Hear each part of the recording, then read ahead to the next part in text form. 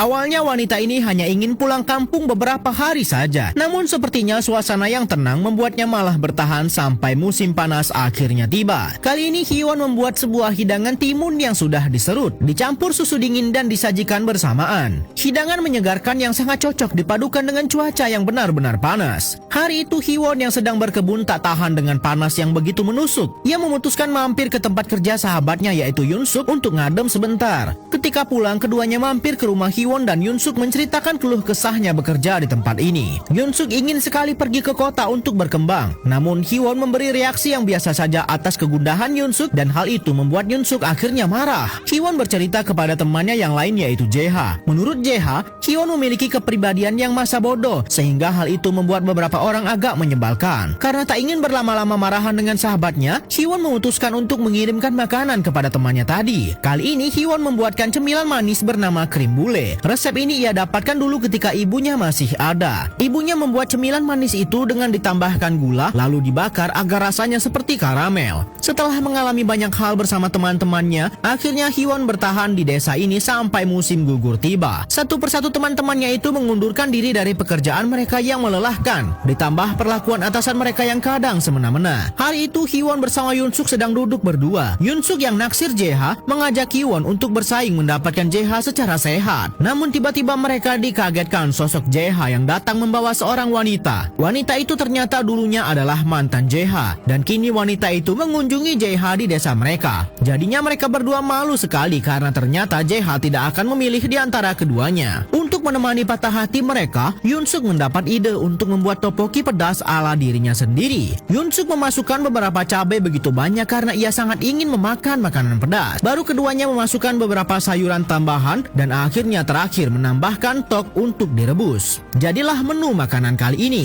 Ketika Jae-ha datang dan melihat teman-temannya sedang diam mematung dan mengira mereka sedang bertengkar, tapi ternyata keduanya sedang kepedasan dengan makanan yang mereka buat. Esoknya di musim gugur biasanya waktunya biji chestnut bisa diperoleh, dan kini Hyewon sedang mengambil beberapa biji itu di hutan. Hyewon akan mengambil manisan dari biji tersebut, di mana ia akan merendam biji itu menggunakan air gula seharian. Esoknya Hyewon memeriksa hidangannya dan memindahkannya ke dalam kuali, kemudian merebus biji-bijian tersebut. Setelah disaring, Hyewon kemudian membersihkan serat-serat yang masih ada di biji tersebut. Lalu Hyewon akan merebusnya kembali menggunakan tambahan gula. Hyewon membuat kacang manis yang dimakan untuk beberapa hari ke depan. Tentu rasanya begitu enak karena ia membuatnya sendiri. Malam itu hujan turun begitu lebat sampai-sampai Hyewon terbangun dan memindahkan anjingnya yang ketakutan. Esoknya ia bersama bibinya memeriksa sawah mereka yang hancur lebur akibat badai semalam. Hyewon membantu bibinya mengangkat padi-padi mereka yang masih bisa diselamatkan. Kemudian Hyewon pergi mengunjungi kebun Jae-ha yang semalam berantakan akibat badai juga. Namun Jae-ha merasa baik-baik saja karena menurutnya ini adalah resiko dari pekerjaan yang kini ia ambil. Pulangnya Hyewon memutuskan mengambil buah kesemek yang tumbuh di musim gugur. Sebentar lagi musim dingin akan tiba dan Hyewon akan mengawetkan buah-buahan itu sampai musim dingin datang. Kini setelah hampir setahun tinggal di desa, Hyewon akhirnya memahami kenapa ibunya meninggalkannya untuk mencari jati dirinya yang selama ini hilang karena menikah dan cepat punya anak. Hyewon akhirnya memutuskan akan kembali ke kota dengan meninggalkan surat di rumahnya. Tidak lupa sebelum pergi dirinya mencicipi buah kesemek yang kemarin diawetkannya. Sampai esoknya Jae-ha datang, ia mendapatkan surat yang ditinggalkan Hyewon. Yoon-suk marah sekali, bisa-bisanya Hyewon pergi tanpa memberi kabar kepada mereka. Namun menurut Jae-ha sepertinya Hyewon akan kembali lagi ke sini. Dan benar saja ketika musim semi kembali tahun depan, Hyewon dengan bersemangat kembali ke kampung halamannya. Kali ini ia memanen bawang yang kemarin ia tinggalkan dan membuat sebuah hidangan menggunakan bawang yang baru ia panen. Hidangan sederhana untuk merayakan kembalinya Hyewon ke rumahnya ini. Kemudian Hyewon pergi berkeliling menggunakan sepedanya ke arah desa dan ketika ia kembali, ia melihat anjingnya sedang menggonggong. Hyewon tahu ada seseorang yang sudah lama ia nantikan akhirnya kembali ke rumahnya.